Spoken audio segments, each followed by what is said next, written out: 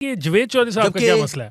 मतलब उनकी हुई सी इद्दत पूरी नहीं हुई सी, उनका निकाह हुआ था या नहीं निकाह हुआ था, गुनाह भी उनके सर, अगर सवाब अगर कोई होता है तो वो भी उनके सर। तो नहीं होता, खैर इस बात का सवाब नहीं, निकाह का तो सवाब होता है। लेकिन देखिए ना, इसमें प्रॉब्लम ये है दो बारी कर लो जो रियासतें मदीना बनाने चले थे, वो तो इस तरह की हरकत नहीं कर सकते ना, ये तो कोई बात ना हुई। वो पक्का क्यों होगा ना, बूस्टर लगवाया उन्होंने दूसरा निकाह।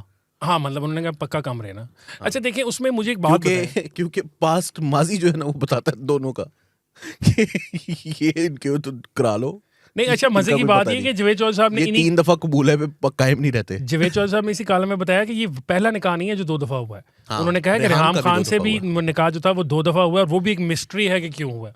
शेर खान साहब को तसल्ली नहीं होती एक निकाह से, वो कहते हैं यार 2 दफा करके देखो, एक बार ना गल नहीं बनती। हाँ, वो कहते हैं 6 दफा कबूल है कहना चाहिए। 6 यानी कि 3 1 और 3 1 3 करके। अच्छा मुझे ना समझ नहीं आ रही, मतलब 3 से आगे ना तो सड़ जाने सारे। जावेद चौधरी साहब ने इसमें इतनी सख्त बातें की हैं। खैर जावेद चौधरी साहब ने तो एट्रीब्यूट किया है ना मुफ्ती सईद साहब को, जो मुफ्ती सईद साहब कह रहे हैं। ओन चौधरी साहब को 2 कॉलम है, 2 कॉलम है। एक ओन चौधरी साहब क्या है, जिसमें ओन चौधरी साहब बता रहे हैं कि नवाज शरीफ को गिरफ्तार किसने करवाया था।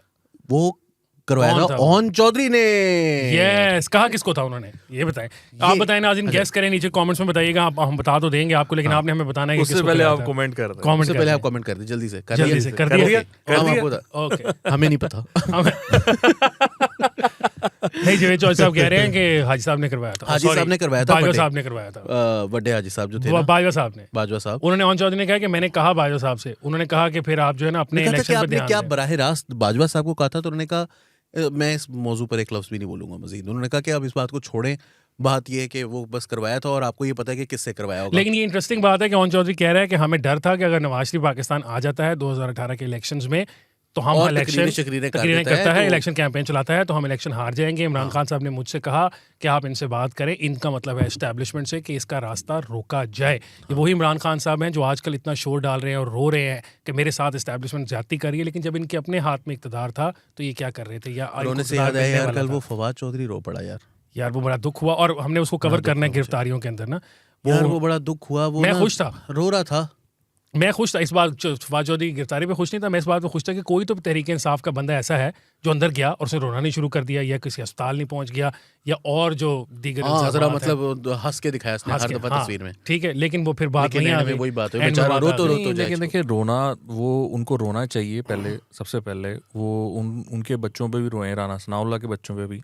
ये तो 3 दिन रहे हैं मेरे ख्याल से जेल में, 4-5 दिन। वो हफ्ता रहे हैं। उन्होंने कहा मैं किताब लिखूंगा, मैं अपने इस एक्सपीरियंस के ऊपर एक किताब लिखूंगा। राना सनाउल्लाह जो है वो 6 महीने से ज्यादा जेल में रहे। एहसन इकबाल को रखा गया जेल में, शहबाज शरीफ को, हमजा को, वो 7 दिन, और फिर उससे ज्यादा आहत चीमा को, फवाद हसन फवाद को, उनके बच्चे नहीं थे, उनको घर में वो छोड़कर नहीं आए। अली वजीर के 6 बच्चे हैं। काशिफ अब्बासी से सवाल होना चाहिए ना कि आप जाकर राना सनाउल्लाह से ये सवाल आपने क्यों नहीं किया कि जब आप डेथ सेल में थे और आपको या मरियम से उन्होंने ये सवाल क्यों नहीं करते कि जब आपको काल कोठड़ी में रखा गया, आपका गलती क्या है? आपके ऊपर इल्ज़ाम ये है कि आपने एक जुर्म में अबेटमेंट की है, और जो जुर्म है वो फाइनेंशियल क्राइम है। इसकी क्या सज़ा काल कोठरी में रखना होती है क्या उस खातून? आप ये भी याद रखें कि जो लोग आज गालियां दे रहे हैं, ये या जो रो रहे हैं, रो के प्रेस कॉन्फ्रेंसेस कर करके रो रहे हैं, जब मरियम ने ये बताया था कि मेरे कमरे में कैमरास लगाए गए थे तो ये मजाक उड़ाते थे, गालियां दे रहे थे, ये मजाक उड़ाते थे। लिटरली जमील फारूकी को इंटरव्यू देते हुए आजम सवाती ने गाली दी, उन्होंने कहा ये एक बदजात औरत है। तो ये इनके किरदार ये हैं। और फवाद चौधरी साहब रोए हैं, मुझे बड़ा दुख हुआ, मैंने ट्वीट भी किया उनकी। वो एक तस्वीर भी लगाई हुई थी आपने ट्वीट, मैंने आपकी ट्वीट में तस्वीर भी देखी थी, वीडियो थी। वो नया दौर से हमने उसको ट्वीट किया था। लेकिन देखें, उन्होंने शहबाज गिल ने ये भी कहा ना कि मुझे वो वाला इंसाफ चाहिए जो राना सनाउल्लाह को मिला। तो मेरी बहुत ही मोदबाना गुजारिश है अथॉरिटी से कि शहबाज गिल को भी उतने ही दिन अंदर जेल में रखें आज तो, और उसी जगह पर रखें, उसी जेल में रखें जहाँ पर राना सनाउल्लाह था, और वहां पर फिर फेंकें चीनी के जो है ना वो दाने, ताकि वो कीड़ियां आए और वो फनी है, वो इनको पता लगे। राना सनाउल्लाह ने थोड़े दिन पहले हामिद मीर को एक कैपिटल टॉक में बात करते हुए उन्होंने ये कहा कि हामिद मीर साहब, मेरे और आप दोनों के ऊपर एक वक्त ऐसा आया हुआ है कि जिसमें हम ये समझे थे कि उन कलमा पढ़ लो बस, डे लाइट नहीं है। नहीं है। और शहबाज गिल कहते हैं मुझे वैसा इंसाफ चाहिए, मैं तो कहता हूँ इनको आज तो शहबाज गिल साहब ने एक मजीद ट्वीट की हुई थी, उन्होंने कहा कि चूंकि मैं मिडिल क्लास का आदमी हूँ, उन्होंने अपनी पार्टी के लोगों को भी, इमरान रियाज खान को या फवाद चौधरी को जो इंसाफ मिल रहा है उसके ऊपर सवालात खड़े कर दिए हैं। उनको जो रिलीफ मिला है उन्होंने उसके बारे में भी कहा कि मैं चूंकि एक मिडिल क्लास आदमी हूँ इसलिए मेरे साथ ज्यादती की गई, मुझे ही नंगा करके मारा गया, मेरे साथ ये सब कुछ क्यों किया गया दूसरों के साथ। मतलब वो अजीब आदमी है कि भाई आपके पार्टी के कुलीग्स हैं, अच्छा है अगर वो बेचारे ये बाहर आके इल्जाम नहीं लगा रहे। मैंने कहा ना कि ये पहले आदमी है फवाद चौधरी जिसने बाहर आके इल्जाम जो है ना, वो जो ये जो टाइटल मिला हुआ है ना उनको एंकर, ये सही नहीं है। ये होना चाहिए, वो एंकर पर्सन, ये होना चाहिए एक्टर पर्सन। ये जो ड्रामेबाजी है ना, ये जो ड्रामेबाजी है स्क्रीन पे बैठ के करनी, ये बंद होनी चाहिए।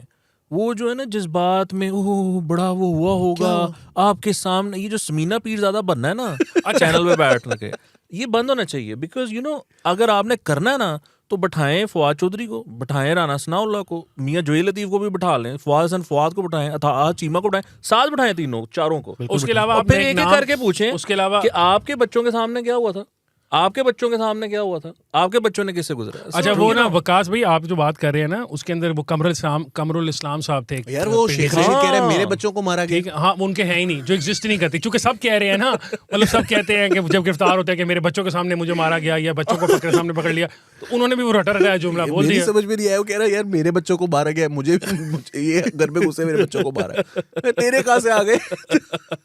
ओ क्या पता होंगे नाली भाई, मतलब जिस तरह और भी लीडरान के हैं तो उनको ओन अप नहीं करते तो हो सकता है उनके भी हो, शेख रशीद साहब के भी हो। हाँ अब ये तो खैर नहीं, लेकिन इस्लामाबाद पुलिस ने उस पर क्लैरिफिकेशन इशू किया, उन्होंने कहा कोई बच्चा नहीं था, ना ही हमने किसी के साथ एग्जिस्ट नहीं करता, मतलब हमने क्या करना, कोई लड़ाई शड़ाई नहीं। अच्छा बात मेरा ख्याल है वो जो घर में काम करते हैं उनकी बात नहीं, असल में मेरा ख्याल है उन्होंने बाद में कहा कि मेरे वर्कर्स भी मेरे बच्चों की तरह, बहुत इमोशनल लग रहा है, मेरे वर्कर्स भी बच्चों की तरह, मेरे वर्कर्स भी, और सरदारी कुत्ता अजीब। मतलब देखें ना ये भी एक अजीब हम सिचुएशन में फंस चुके हैं।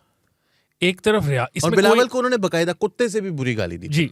एक इसमें कोई शक नहीं है कि रियासत पाकिस्तान में जुल्म करती है, और इतने बड़े लोगों के एग्जांपल्स आपने अपने सामने दे दी। इसकी तरफ क्यों इशारा कर नहीं, मतलब जो नाम बताए ना, अल्लाह खैर करे, अल्लाह वकास भाई को खैर खैरियत से रखे। ये भी बैठा हूं लेकिन बासी के अच्छा मुझे वैसे ये बात काशिफ भाई पूछे ना, सही नहीं पूछा आपने। हाँ, एक दफा दोबारा मेरा नहीं हसन, ये अच्छा मजेदार बात ये है कि काशिफ अब्बासी को फिर जो एग्जांपल याद है ना कि हाँ मैंने देखा है इमाद यूसुफ के बच्चों के ऊपर भी, उसने भी ये नहीं कहा कि भाई मैंने देखा राना सनाउल्लाह के बच्चे, हामिद मीर के बच्चे, चीमा के बच्चे, या जिनको नौकरियों से निकाला है। वो याद है जब मतीउल्लाह जान को उठाकर ले गए थे, जी जी बिल्कुल, और उसके बेटे ने आके इंटरव्यू दिया था, याद है आपको वो सीन?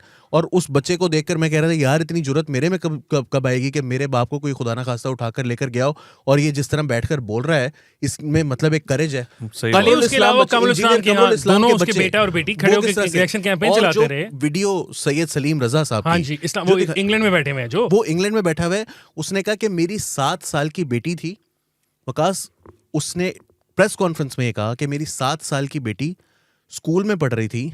ये बंदा जो है ना वो किरदार था एक जज अरशद साहब जो थे ना मलिक, उनकी वीडियो जो वायरल हुई थी उसमें ये किरदार था।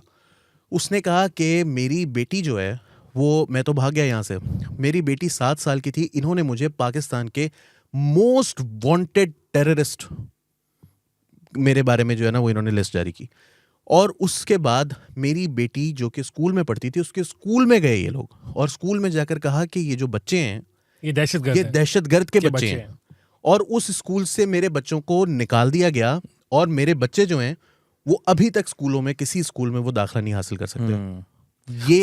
ये किया इन लोगों ने। देखें इसमें एक बात बड़ी क्लियर होनी चाहिए कि ये जो जुल्म है ना रियासत का, या ये जो मामलात हैं, ये कोई नए नहीं है। आपको समझाने की ये कोशिश है कि ये नए नहीं है।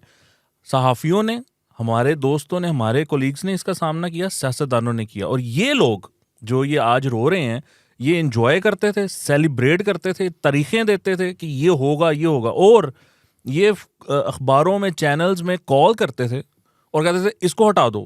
हटाया कि नहीं हटाया? अब भी इसका टर्मिनेशन लेटर जारी करो, अगर नहीं किया तो मैं तुम्हारे एड्स बंद कर दूंगा,